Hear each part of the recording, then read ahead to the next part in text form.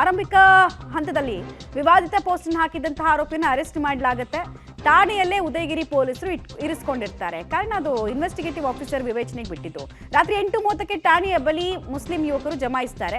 ಆರೋಪಿಯನ್ನು ನಮ್ಮ ವಶಕ್ಕೆ ಕೊಡಿ ಅಂತ ಯುವಕರು ಕೂಗಾಡೋಕೆ ಸ್ಟಾರ್ಟ್ ಮಾಡ್ತಾರೆ. ಬಳಿಕ 9:15ಕ್ಕೆ ಏಕಾಏಕಿ 1000 ಮುಸ್ಲಿಂ ಯುವಕರು ಜಮಾವಣೆಗೊಳ್ತಾರೆ. ವಾಹನ ಸಂಚಾರಕ್ಕೆ ಅಡ್ಡಿಪಡಿಸ್ತಾರೆ. ಪೊಲೀಸರ ಮಾತಿಗೆ ಕ್ಯಾರೆ ತೆಗೆಯಲ್ಲ.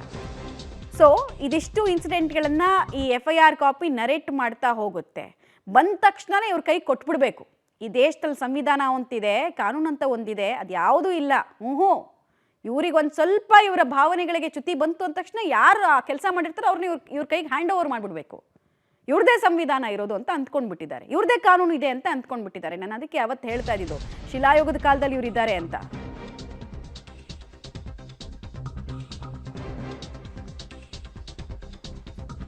ಕಲ್ಲು ತೂರಾಟದಿಂದ ಠಾಣೆಯ ಗಾಜು ಕಿಟಕಿ ಎಲ್ಲವೂ ಪೀಸ್ ಆಗಿದೆ. ಬಂದೋಬಸ್ತ್ನಲ್ಲಿದ್ದ ಪೊಲೀಸರ ಮೇಲೂ ಕೂಡ ಕಲ್ಲು ತೂರಾಟವನ್ನು ನಡೆಸಿದ್ದು ತಿಳಿದು ಬರ್ತಾ ಇದೆ. ರಸ್ತೆ ಮೇಲೆ ವಾಹನ ಓಡಾಟ ಮಾಡದಂತೆ ಪುಂಡಾಟವನ್ನು ಮೆರೆತಿದ್ರು ಈ ಪುಂಡರು.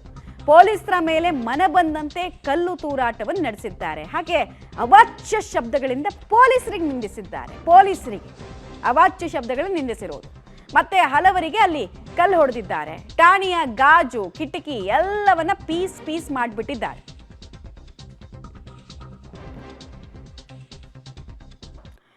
ಸೊ ನರೇಟ್ ಮಾಡ್ತಾ ಹೋಗಿದ್ದಾರೆ ಪೊಲೀಸರು ಏನೇನಾಯ್ತು ಅವತ್ತು ಅಂತ ಹೇಳಿ.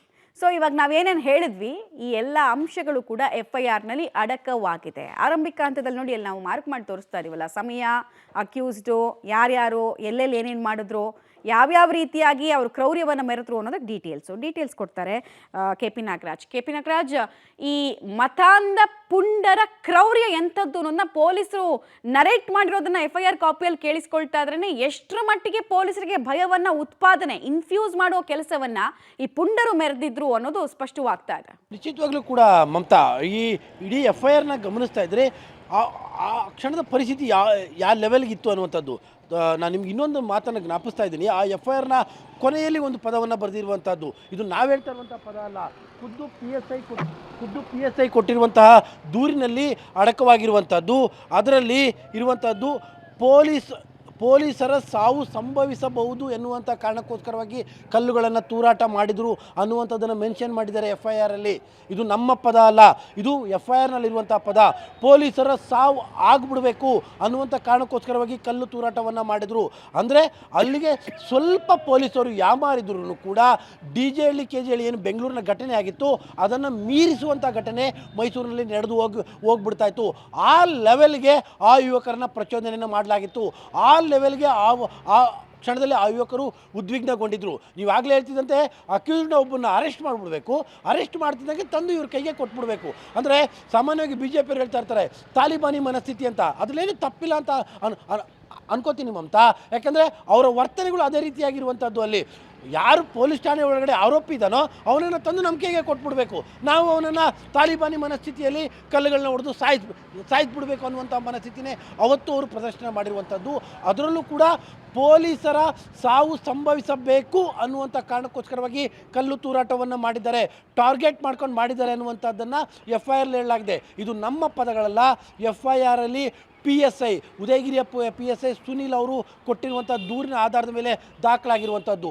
ಅಲ್ಲಿಗೆ ಎಲ್ಲದೂ ಪೂರ್ವ ನಿಶ್ಚಿತವಾಗಿ ಮಾಡಿಕೊಂಡು ಇದೊಂದು ನೆಪವನ್ನು ಇಟ್ಕೊಂಡು ಪೊಲೀಸರನ್ನೇ ಟಾರ್ಗೆಟ್ ಮಾಡಿಕೊಂಡು ಇಡೀ ಪೊಲೀಸ್ ಠಾಣೆಯನ್ನೇ ಉಡಾಯಿಸ್ಬಿಡಬೇಕು ಅನ್ನುವಂಥ ಮನಸ್ಥಿತಿಯಲ್ಲಿ ಅವತ್ತು ಈ ಪುಂಡರು ಗಲಾಟೆಯನ್ನು ಮಾಡಿದ್ದಾರೆ. ಆ ಲೆವೆಲ್ಗೆ ಈ ಪುಂಡ ಯುವಕರಲ್ಲಿ ಮತಾಂಧತೆ ಮತ್ತು ಧರ್ಮಾಂಧತೆಯನ್ನು ಕೆಲವರು ಬಿತ್ತಿದ್ದಾರೆ. ಆ ಕ್ಷಣ ಬಿತ್ತಿರುವಂಥದ್ದು ಅಲ್ಲ ಮಮತಾ, ಇದು ಸುದೀರ್ಘವಾಗಿ ಅದರ ತರಬೇತಿಗಳು ನಡೆದಂಥ ರೀತಿಯಲ್ಲಿ ಕಾಣ್ತಾ ಇದೆ ಮಮತಾ. ರೈಟ್, ಧನ್ಯವಾದ KP ನಾಗರಾಜ್ ತಮ್ಮೆಲ್ಲ ಮಾಹಿತಿಗಾಗಿ. ಒಂದು ದೇಶ ಅಥವಾ ಒಂದು ರಾಜ್ಯಕ್ಕೆ ರಾಷ್ಟ್ರ ಪ್ರಜ್ಞೆಗಿಂತ ಹೆಚ್ಚು ಈ ಧರ್ಮ ಪ್ರಜ್ಞೆ ಜಾಗೃತ ಆದರೆ ಇಂಥದ್ದೇ ಅಪಾಯಗಳಾಗೋದು, ಅನಾಹುತ ಆಗೋದು. 2-3 ಕ್ಲಾಸಿಕ್ ಎಕ್ಸಾಂಪಲ್ ನಮ್ಮ ಕಣ್ಮುಂದೆ ಇದೆ. ಪಾಕಿಸ್ತಾನ, ಅಫ್ಘಾನಿಸ್ತಾನ. ನಮ್ಮ ರಾಜ್ಯ ಏನಿದಕ್ಕೆ ಹೊರತಾಗಿಲ್ಲ ಅಂತ ಅನಿಸ್ತಾ ಇದೆ ನನಗೆ.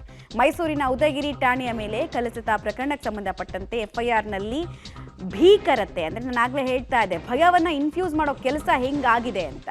ಸ್ವಲ್ಪ ಯಾಮಾರಿದ್ರು ಕೂಡ ಪೊಲೀಸರ ಹೆಣಗಳೇ ಅಲ್ಲಿ ಉರುಳುತ್ತಾ ಇತ್ತು. ಈ ಬಗ್ಗೆ ಸ್ವತಃ ಪೊಲೀಸರೇ ಉಲ್ಲೇಖ ಮಾಡಿದ್ದಾರೆ. ಪೊಲೀಸರ ಸಾವು ಸಂಭವಿಸಬಹುದಾಗಿತ್ತು ಘಟನೆಯಲ್ಲಿ ಅನ್ನೋದನ್ನ FIRನಲ್ಲಿ ಉಲ್ಲೇಖ ಮಾಡಿದ್ದಾರೆ. ಅಂದರೆ ಕ್ರೌರ್ಯ ಅಂದರೆ ಅದು ಅಂತಿಂತ ಕ್ರೌರ್ಯ ಅಲ್ಲ. ಆ ಕ್ರೌರ್ಯವನ್ನ ನಿಮಗೆ ನಾನು ವಿವರಿಸೋದಕ್ಕೆ ಪದಗಳು ಶಾರ್ಟೇಜ್ ಆಗ್ತಾ ಇದೆ. ಆ ಥರದ ಕ್ರೌರ್ಯ ಅದು. ಆ ಮೂಮೆಂಟಲ್ಲಿ ಪೊಲೀಸರ ಆತ್ಮಸ್ಥೈರ್ಯ ಎಷ್ಟರ ಮಟ್ಟಿಗೆ ಕೆಳಗೆ ಕುಸಿದು ಹೋಗಿತ್ತು ಅನ್ನೋದಕ್ಕೆ ಇದು ಗಟ್ಟೆ. ನೋಡಿ, ಸಿಂಪಲ್ ಆಗಿ ಹೇಳ್ಬಿಡ್ತೀನಿ, ಅವ್ರ ಕೈಯಲ್ಲಿ ಸೈಜ್ಗಲ್ಲಿದೆ. ಪೊಲೀಸರ ಕೈಯಲ್ಲಿ ಏನಿರೋದು ಇವ್ರನ್ನೆಲ್ಲ ಚದುರಿಸೋಕ್ಕೆ ಲಾಠಿಯಿಂದ ಇವರೆಲ್ಲ ಮಾತು ಕೇಳೋ ಮಕ್ಕಳ ಸಾಧ್ಯನೇ ಇಲ್ಲ.